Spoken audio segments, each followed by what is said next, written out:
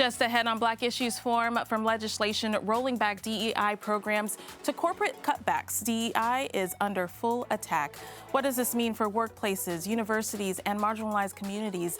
And are we witnessing the dismantling of decades worth of work in progress? Coming up next, stay with us. Quality public television is made possible through the financial contributions of viewers like you, who invite you to join them in supporting PBS NC.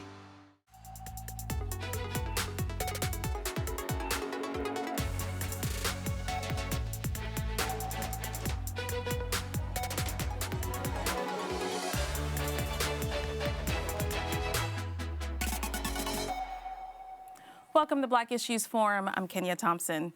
For years, DEI has been a driving force in workplaces, schools, and policies helping to create fair and inclusive spaces for historically marginalized groups.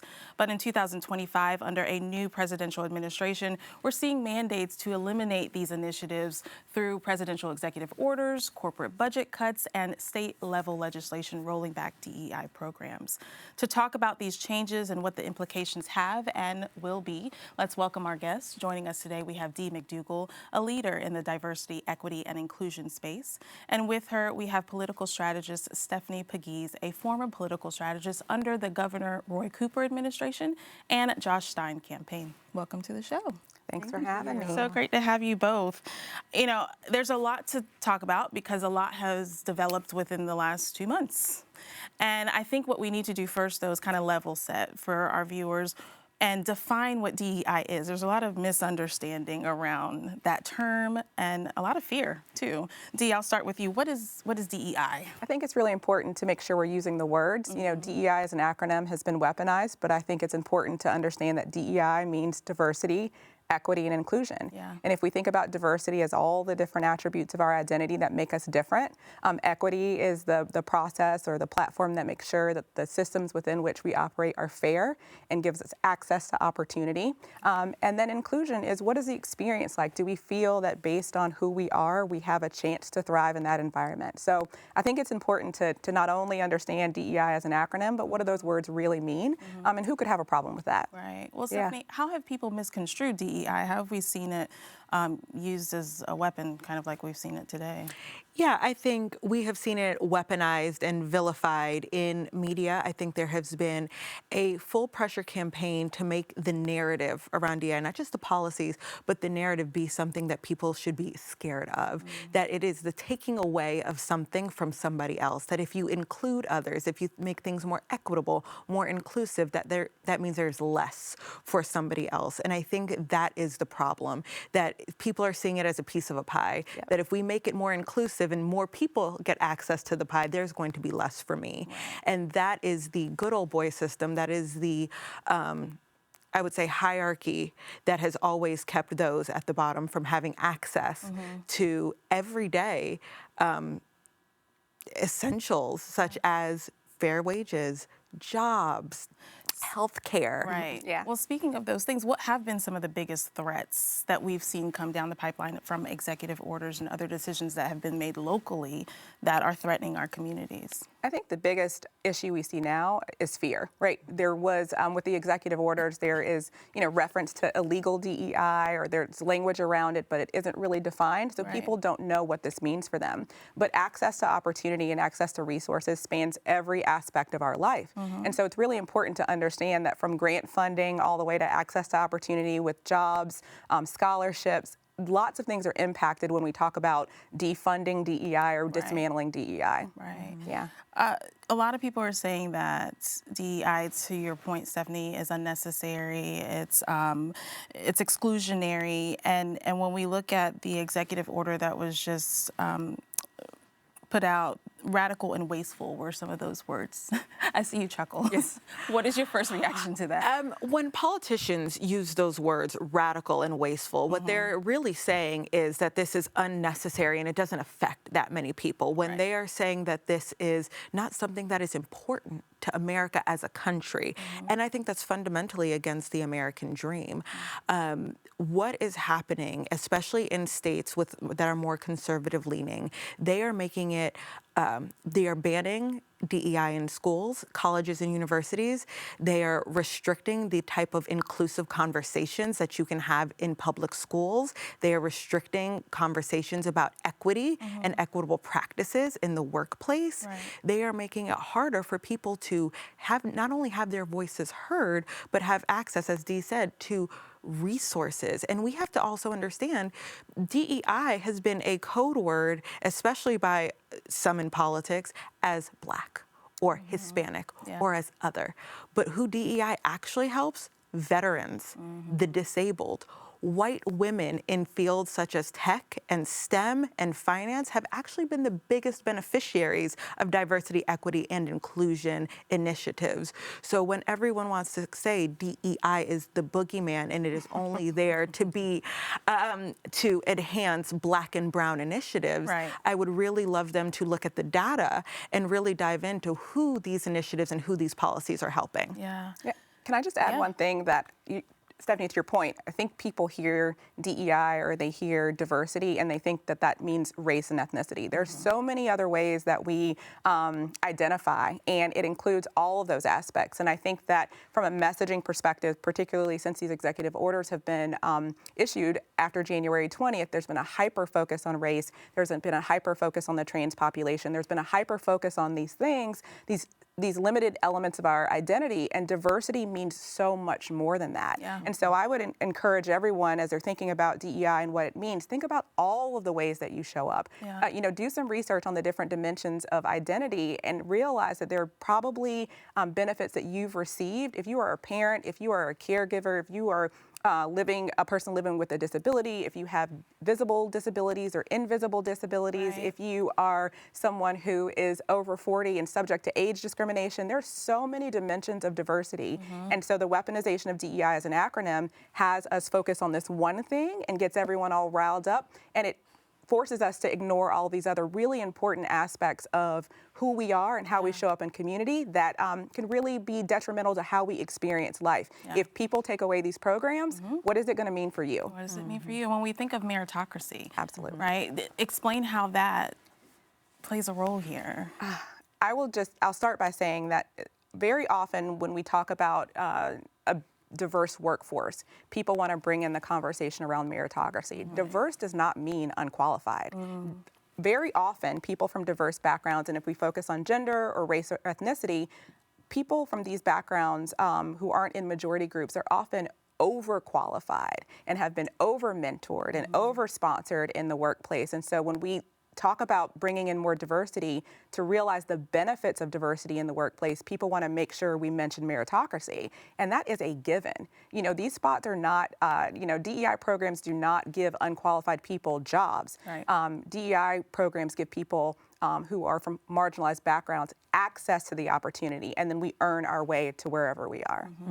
On a more political aspect, so these executive orders come out.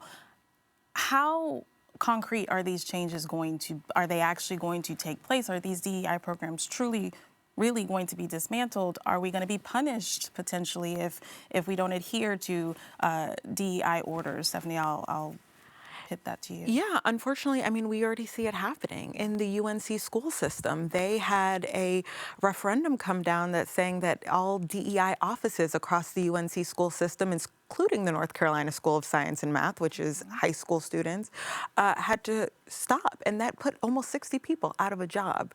We are seeing at, the federal level, all of the DEI offices being closed. The USDA just rescinded their 1890 scholarship, which was for HBCU students and students of predominantly who have been predominantly disenfranchised to be able to go study agriculture and farming and give back to such an important industry in our country. And now that is being rescinded. And so these things are slowly chipping away at the progress that we've worked so hard in this country to build up. It is really the basis of all of this is to say, again, it's the meritocracy. It's saying these people didn't deserve this in the first place. These who needed diversity, equity, and inclusion initiatives to get here were not worthy of being here. And I think that sends the wrong message. It makes me think, so we define DEI, and we know that it's not a race thing, but understanding that the misconception for most people, it boils down to color. So then it makes me ask the question, is racism still very much alive? Absolutely.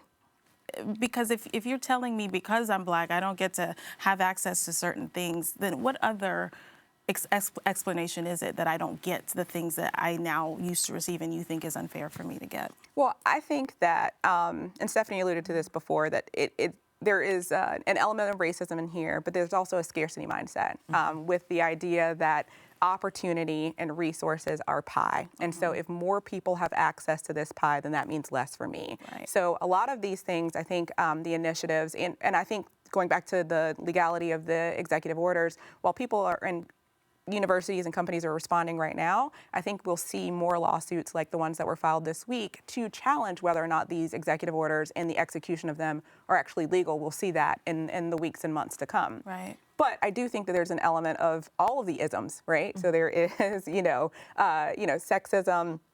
racism. There are people who are homophobic, or they challenge whether or not the legality or the very existence of trans people. So there is that aspect of it. But I do think it goes back to, if we can make people feel like they don't belong and that they don't deserve, then there's more for me. Yeah. And I think that we need to make sure that we're standing up for ourselves and continuing to show up and do the good work that demonstrates that we deserve to be here and we're not going anywhere. And to that point about scarcity, I believe it was last year, the Missouri Attorney General sued Starbucks for their DEI initiatives, saying that their DEI initiatives was creating reverse racism. Right. And I think it is the pressure that so many politicians receive from different corporations that are causing them to act in this way. Because, we cannot ever extrapolate money from politics. Absolutely. Unfortunately, that is the truth. Yeah. And so if you are feeling that financial pressure as a political candidate, as somebody in office, you sometimes do bend to the whim of those who have been supporting you.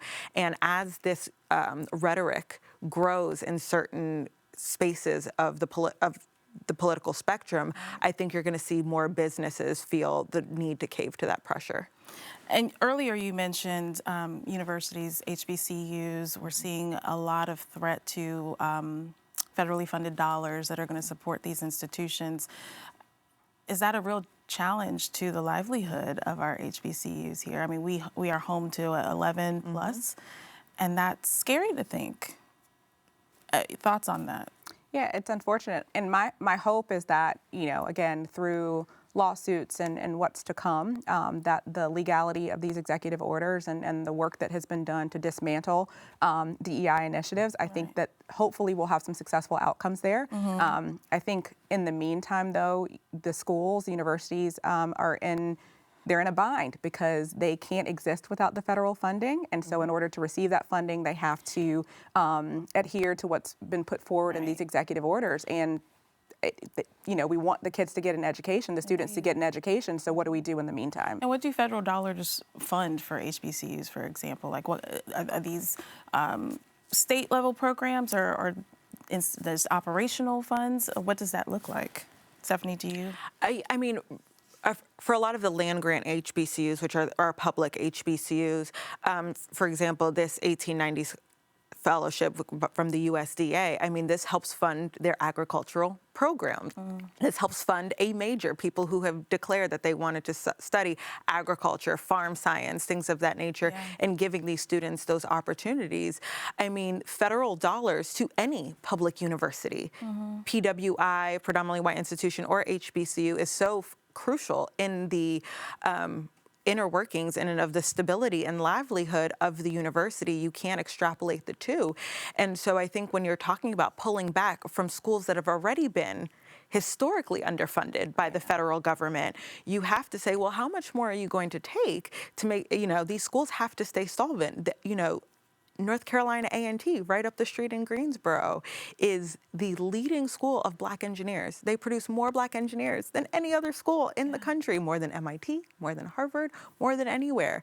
And to pull back funding from those schools is not just going to affect us here in North Carolina. It's not just going to affect Black and brown students. It's going to affect IBM. It's going to affect Amazon. It's going to affect Microsoft. It's going to affect the corporate bottom line. So you cannot remove one from the other. Underfunding our HBCUs is setting big corporations up to fail as well. Wow. Well, speaking of big corporations, we have seen, well, I have received, I'll just speak for myself. I don't know what everybody else is getting in their text messages, but I got from a few people, blackout dates of not shopping at certain stores, right? We've got Target high on that list. I will admit, I love Target. And a lot of people have been arguing on social platforms as on both sides why you should boycott and why you should not. Dee, we had a conversation earlier in the green room about, we all, I think 3 of us here can say that we are kind of on the fence about that because the deeper implications of boycotting can impact us. And so I wanted you to share what you shared earlier. I think I totally understand people's desire to boycott and pull their personal dollars from companies that are not staying behind DEI efforts. I also think it's really important for us to support Black-owned businesses that are currently on the shelves in these stores. I think it's also really important to be strategic about our boycott so that we're able to demonstrate the economic impact of when we stop putting our dollars forward. And so there are a number of different initiatives, whether it's a single day or a 40-day fast from Target or other retailers, where we can actually see the results and impact. But in the meantime, I think it's really important to make sure we are supporting those Black-owned businesses and brands that are on the shelves in the store now. These brands have invested their own resources. They've done a lot to get into these big box retailers. And so what we don't want is for them to not be successful.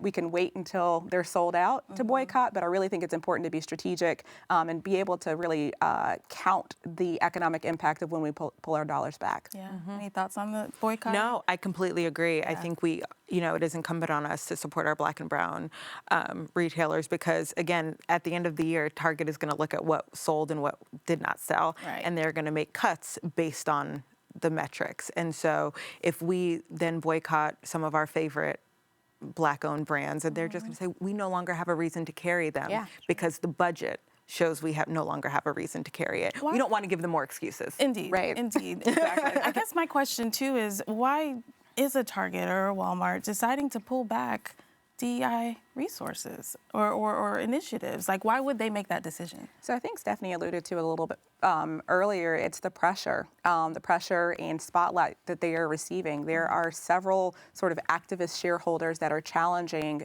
these large retailers and large businesses around the investment that they're making in what they would call woke DEI policies. Right. So a lot of what we're seeing right now, what I would say is that companies are rebranding their diversity, equity, and inclusion initiatives, and instead of having standalone teams or standalone initiatives, they are embedding that in other parts of the business. And pardon the pun, they're taking the target off their back, right? So by integrating those DEI efforts and initiatives into other parts of their businesses, it makes it less obvious what they're working on. So I think it's the pressure from, I won't name names, but the pressure from radical shareholders that are challenging what they call woke DEI policies that is making these businesses say, you know what, we need to take a step back and we need to figure out how we can bring this in-house and take some of the heat off of ourselves right now. Well, I think unfortunately though, the average consumer doesn't know that. Right. They don't see that. So Right. all they're seeing is, oh, you don't support me. Right. Right. And so I think that that's the disconnect and frankly just a lack of understanding and education around it. But we are seeing institutions and retailers, whatever, doubling down, saying we are not backing away from this. Do you think they're capitalizing on that momentum of maybe getting those dollars of folks that are going to boycott, or are they really saying, you know what, this is important? I mean, I guess it could go either way, but I'll pivot that to you, Stephanie. Yeah, I think it's a risk. Yeah. I think they are betting on the fact that the momentum from this anti-DEI movement is going to funnel people who think the same way into their stores. I think that they don't think the backlash will be great enough because, again, we all love a Target. Indeed. And are we really going to do this? I mean, I think of the Montgomery bus boycotts. It wasn't 100% of people in Montgomery that were boycotting. Yeah. They're just hoping that it'll be such a small amount, it won't affect their bottom line. So I think, that is the narrative, or that is the calculus in which they are weighing. I think what they are not thinking of, which is what Dee is saying, is that people are ready to fight back. States attorneys generals are fighting back against these executive orders. They're social activists and philanthropists and those on boards who are saying, I will not stand for this, whose corporate dollars are extremely influential in this space. And so I think that they have woken a sleeping giant, and that the activism and the resilience is really about to come full force. Yeah.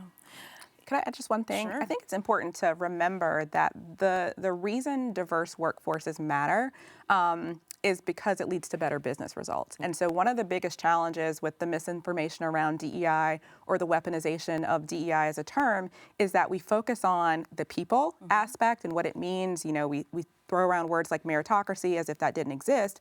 But the reason businesses focus on bringing in diverse workforces is because that leads to diverse perspectives. And when you have more diversity at the table, you can make better business decisions. So for those companies that are doubling down, I don't think it's just a PR stunt. I think that they are reaffirming their commitment to those diverse perspectives that make them better at their business. Yeah. And those companies that have diverse workforces and prioritize inclusion and belonging and inclusive leaders, they outperform those companies that don't. So I think we really need to remember in this conversation that diversity leads to better business results. And so those companies that are going to continue investing in that will turn out better in the long run once this dust settles. Yeah. Well, when the dust settles, Yeah. you know, a lot of people are saying, what's next?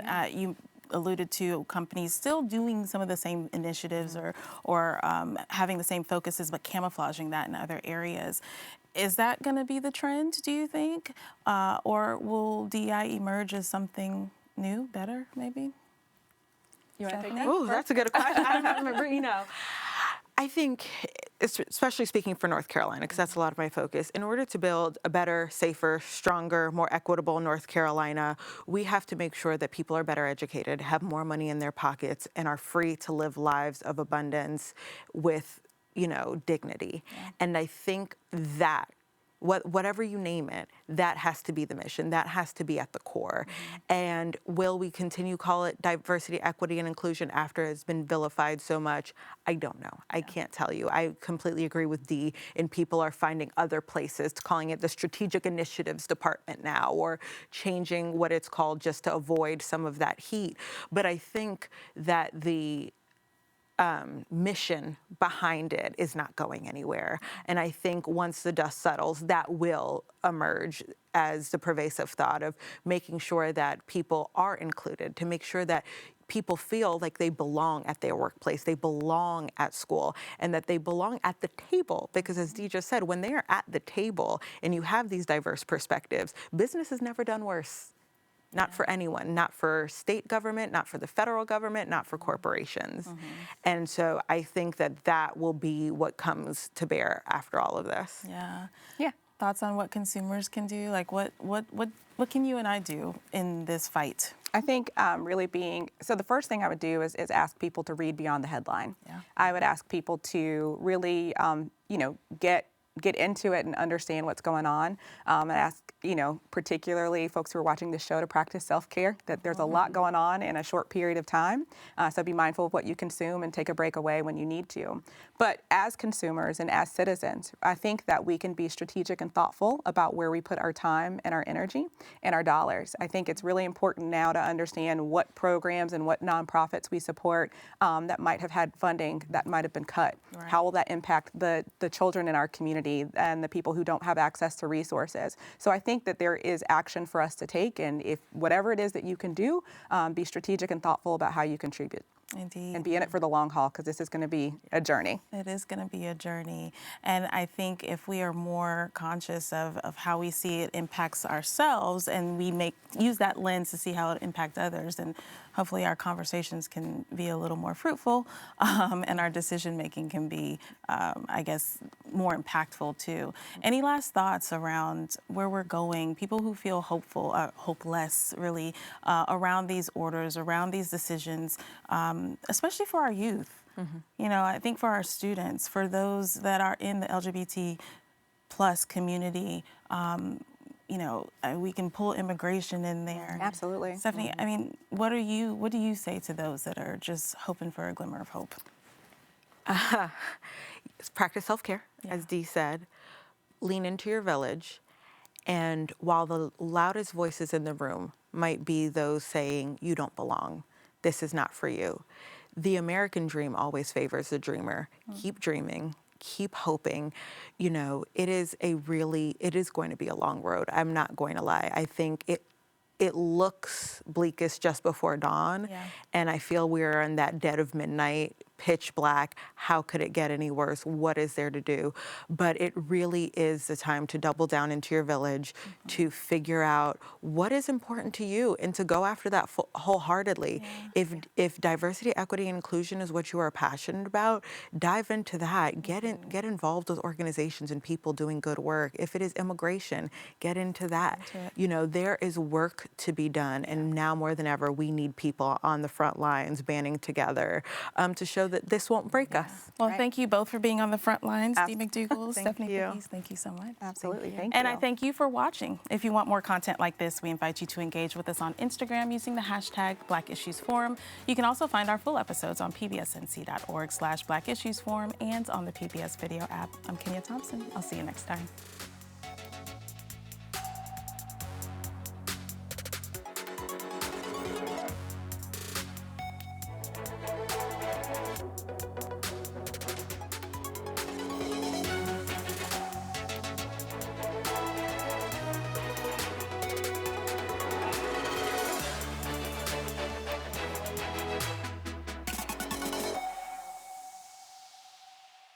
Quality public television is made possible through the financial contributions of viewers like you, who invite you to join them in supporting PBS NC.